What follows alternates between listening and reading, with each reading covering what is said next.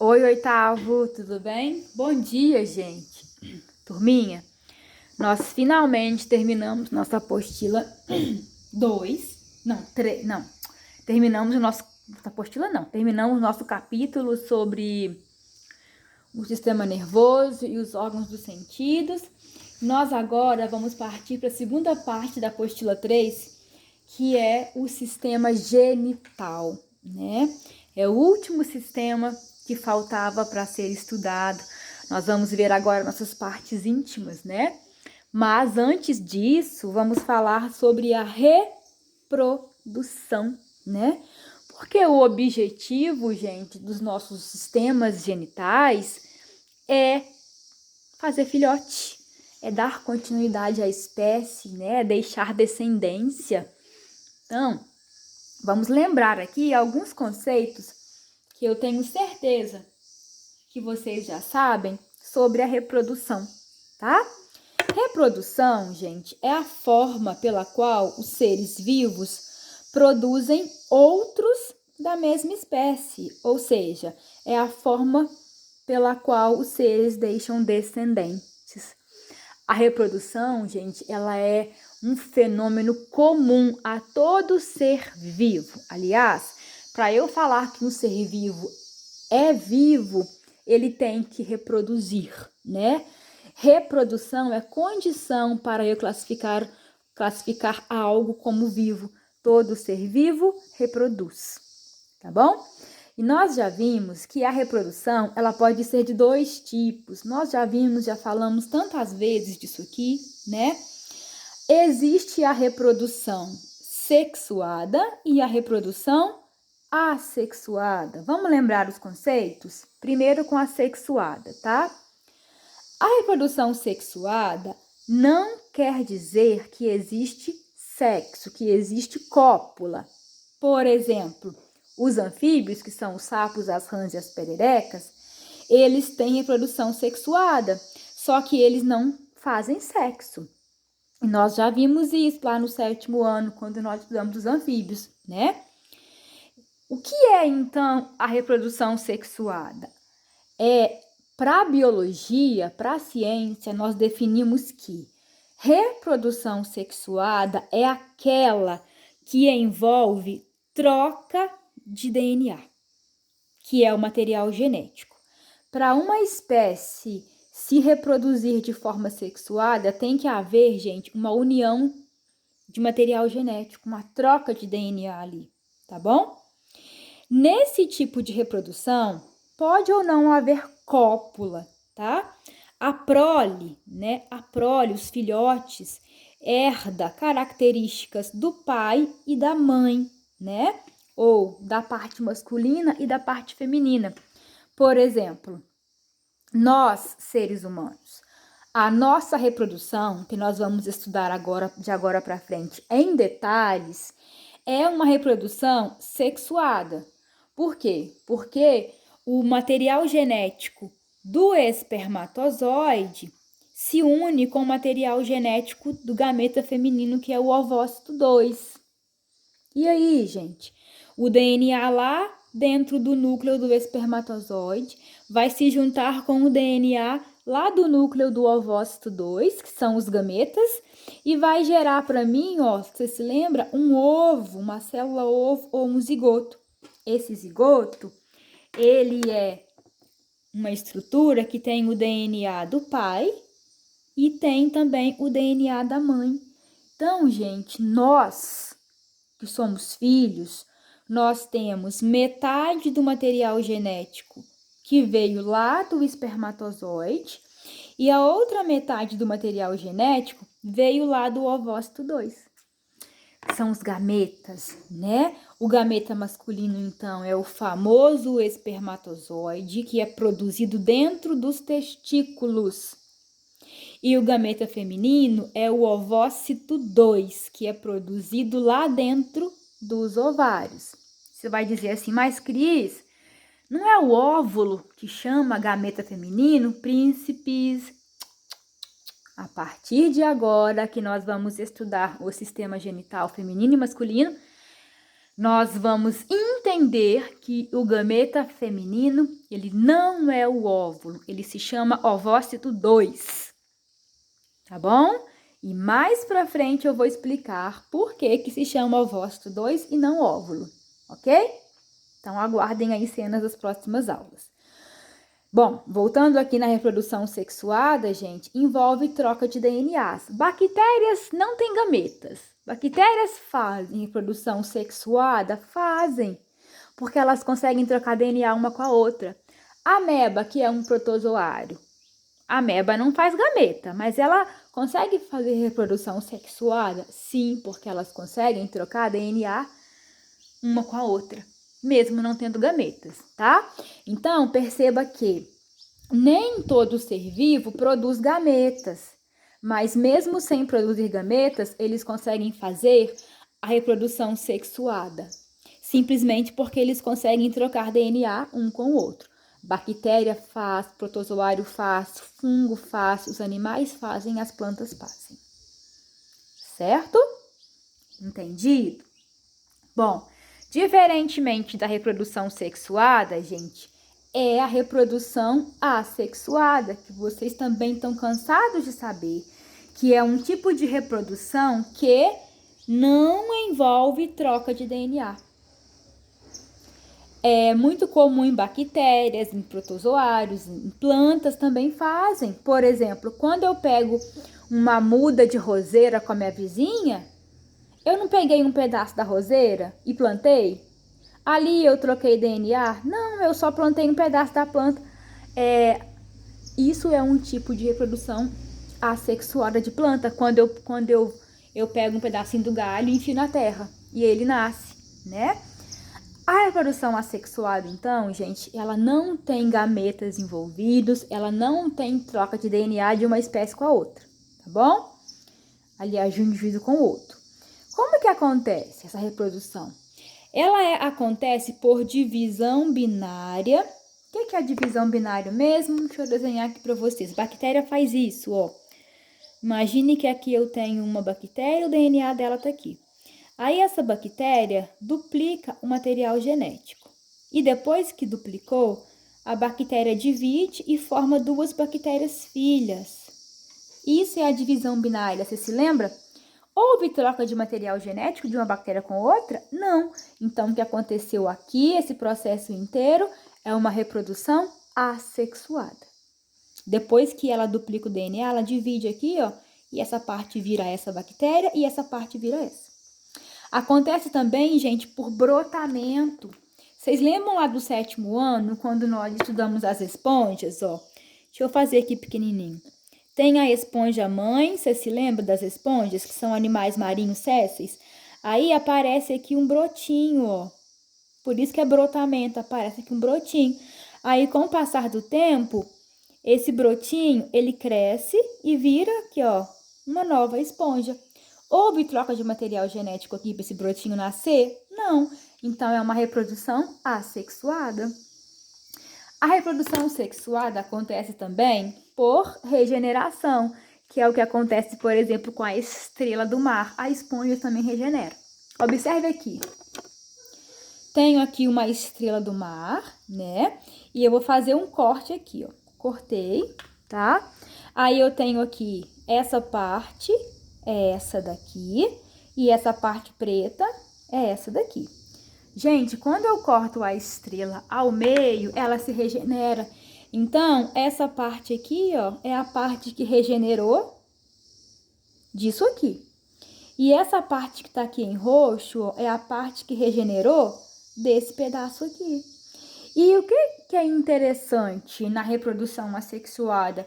Que essas estrelas filhas, essas bactérias filhas, né, ou esse broto aqui novo, eles são clones do indivíduo mãe. Então, eu posso falar assim, ó, que essa estrela do mar aqui, ela é a estrela mãe. E essa aqui é a filha e essa aqui também é a filha. O que elas são entre si? Iguais, porque tem exatamente o mesmo DNA. Então, elas são clones. O que o clone é? É uma cópia, tá? Então, essas duas são cópias dessa aqui. essas duas bactérias são cópias dessa aqui. Esse broto é uma cópia desse, porque eles têm exatamente o mesmo DNA. Por que é o mesmo? Porque não houve troca, né, gente? Não houve união de DNAs de indivíduos diferentes. E qual é a vantagem de uma e outra? A vantagem da reprodução assexuada é que ela forma um grande número de indivíduos. Por quê? Porque é uma reprodução rápida. Então, eu consigo aumentar a população muito rápido. Então, nasce muita gente, nasce muito ser, né? Só que não há variabilidade genética. Você se lembra disso? Variabilidade genética. Por que não há variabilidade genética? Porque variabilidade vem de variedade, porque o DNA é igual, né, gente? Então, eu não tenho indivíduos diferentes, eu só tenho cópias, clones, né? E isso é um problema. Por que isso é um problema? Porque, por exemplo, vamos considerar aqui as estrelas do mar. Se essa aqui pega uma doença e morre, essa aqui também pega a mesma doença e morre. Por quê? Porque elas são cópias, elas são idênticas. Então, se essa aqui consegue ser parasitada por um fungo, uma bactéria e morre, essa aqui também. Essa é a desvantagem, né? A variabilidade genética, ela não deixa a população adquirir características novas, características que favorecem a sobrevivência. Já na reprodução sexuada, a desvantagem dela é que ela forma poucos indivíduos, né? Porque demora a acontecer. Ela forma poucos indivíduos. Mas, gente, na reprodução sexuada há variabilidade genética. Existe muita variabilidade genética, ou seja, os indivíduos formados, os filhotes, eles são diferentes. Isso é muito bom. Eles são diferentes no DNA. E aí, por exemplo, por que você e seu irmão, sendo filhos do mesmo pai e da mesma mãe, são diferentes? Porque o DNA do seu pai, o DNA que estava lá no espermatozoide, é diferente do DNA da sua mãe, que é aquele que estava no óvulo. Então, turma, você é um indivíduo diferente do seu irmão por causa do DNA diferente do seu pai e da sua mãe, né? Se vocês fossem iguais, uma doença que você tivesse, o seu irmão também teria. E isso não acontece. Quando a reprodução ela é sexuada, os organismos eles ficam mais resistentes. O DNA diferente forma características diferentes. E aí, entre uma característica diferente e outra, a gente consegue sobreviver mais. Certo? Não se esqueçam disso aqui, tá? Na sexuada tem muita variabilidade genética e na sexuada não há variabilidade genética. Certo? Adiante, vamos conversar um pouquinho mais. Turma, vamos falar agora somente da reprodução sexuada, tá? Existem dois tipos de reprodução sexuada. Aquela com a fecundação interna e aquela com a fecundação externa, tá? Vamos começar aqui, ó, com a fecundação interna. Gente, fecundação é o encontro dos gametas, né? Deixa eu desenhar aqui, ó. Estamos cansados de saber que fecundação é sinônimo de fertilização. Então, são palavras que querem dizer a mesma coisa. E é o encontro do DNA do espermatozoide com o DNA do óvulo e forma a célula ovo, que nós também chamamos de zigoto. Isso aqui é a fecundação, esse fenômeno, o encontro dos gametas, a união do DNA. O DNA que está lá no núcleo do espermatozoide se une com o DNA que está no núcleo do óvulo e forma-se o DNA do zigoto, tá? Reprodução sexuada, porque tem troca de material genético. Esse encontro aqui, gente, ele pode acontecer de duas formas: interno ou externo. Vamos ver a interna. Fecundação interna acontece quando o macho deposita os espermatozoides dentro do corpo da fêmea. Por isso que eu falo que é fecundação interna, porque esse processo aqui, ele acontece dentro da fêmea. No nosso caso, gente, ele acontece dentro da mulher, dentro do aparelho reprodutor feminino, lá dentro, por isso interno. Então, a fecundação interna, ela acontece nos humanos e nos mamíferos de uma forma geral, tá bom? Quando que acontece? Falando em seres humanos, a fecundação interna, ela acontece durante a relação sexual, que nós também chamamos de cópula, tá?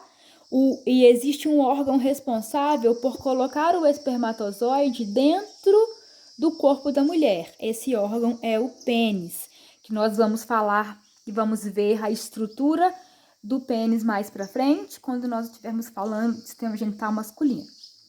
Então, a fecundação interna acontece quando o macho, usando o seu pênis, coloca os espermatozoides lá no interior da fêmea durante a cópula ou durante a relação sexual, certo? Gente, a fecundação interna, ela é uma vantagem, por quê? Porque os gametas, né, eles ficam protegidos dentro da fêmea. Eles estão guardadinhos lá dentro do corpo da mulher, então eles não morrem, né, gente? Eles não sofrem agressões do ambiente, tá bom? Então, fecundação interna é uma grande vantagem para os organismos que fazem a reprodução sexuada, ok?